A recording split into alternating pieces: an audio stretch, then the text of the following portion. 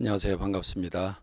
말씀을 사모하는 여러분, 성경을 한 장 내지 두 장 읽어서 성경을 통독하는 프로그램 이 방에 찾아오신 여러분들을 주의 이름으로 환영합니다.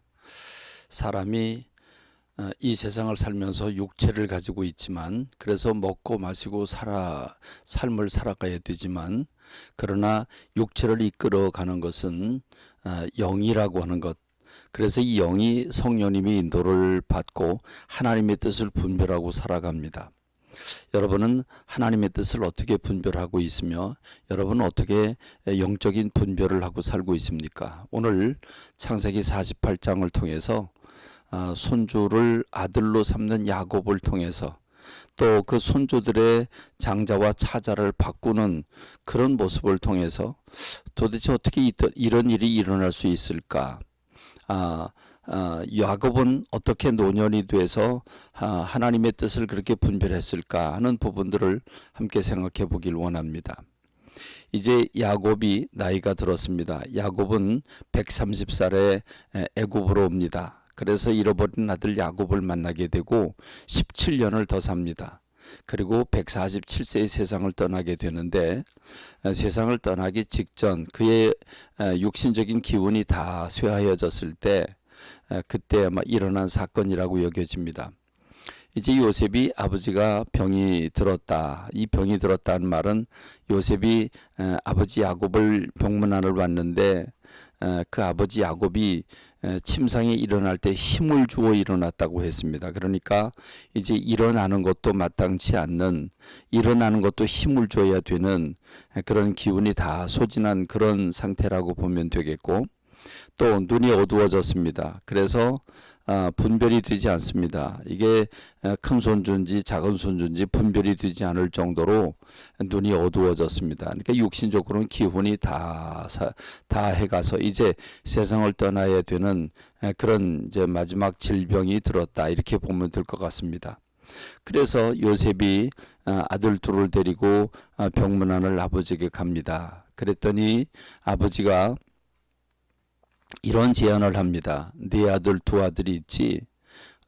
에브라임과 므낫세 두 아들이 있는데 그 두 아들을 나에게 줘라.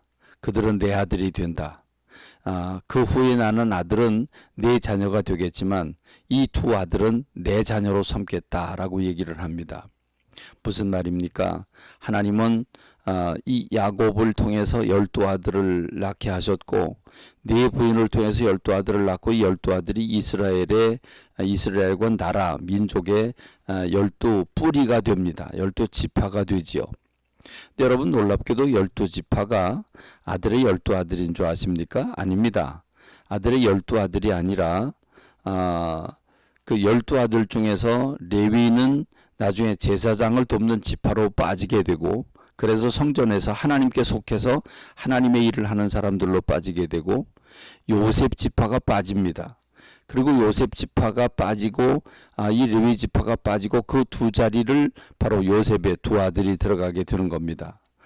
에브라임과 므낫세지요. 이 두 아들이 들어갑니다.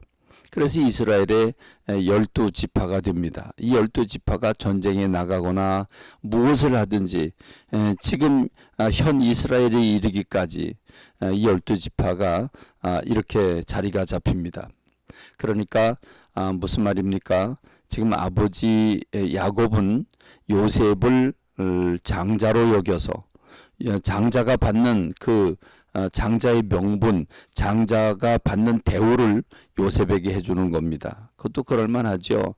여러분, 요셉이 아니었다면 그들은 가나안 땅에서 다 굶어 죽을 수 있었을 것입니다. 말할 수 없는 고통을 받았을 것입니다.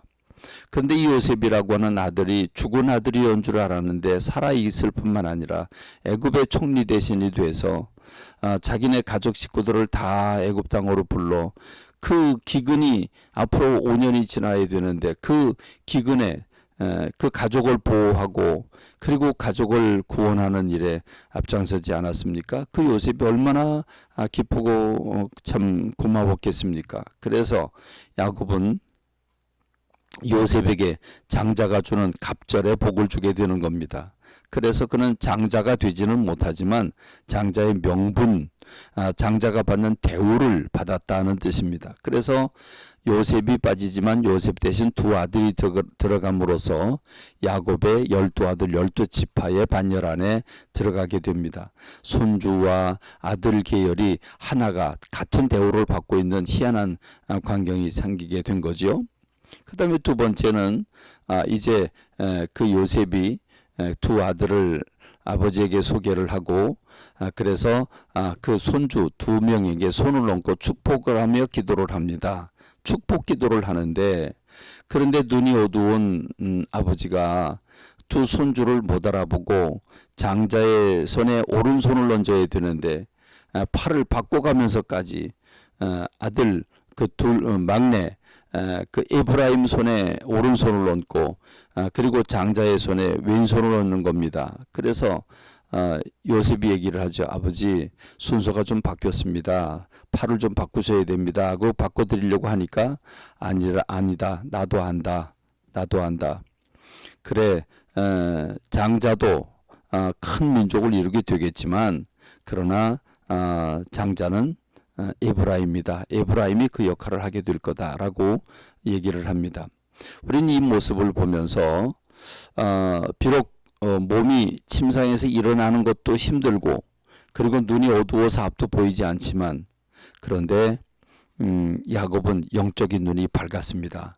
육적인 에너지는 점점 떨어져 가지만 겉사람은 후패해져 가지만 속사람은 날로 새로워지고 있다는 말입니다. 실제로 이스라엘의 12지파는 에브라임과 므낫세가 들어갔을 뿐만 아니라 이스라엘이 둘로 나뉘어지게 되죠. 남방 유다와 북방 이스라엘인데 북방 이스라엘로 올라간 이 북방 이스라엘의 지도자 장자격의 역할을 하는 것은 에브라임 지파입니다. 여러분 앞으로 이제 사사기, 룻기, 그다음 역대상 쭉 이제 읽어 내려가면서 에브라임 지파가 얼마나 혁혁한 공을 세우고 활약을 하는지를 알게 될 것입니다. 다시 말하면 야곱은 미리 영적으로 앞으로 어떻게 될 것인지 미리 분별을 하고 그래서 의도적으로 손을 그렇게 얹은 것입니다.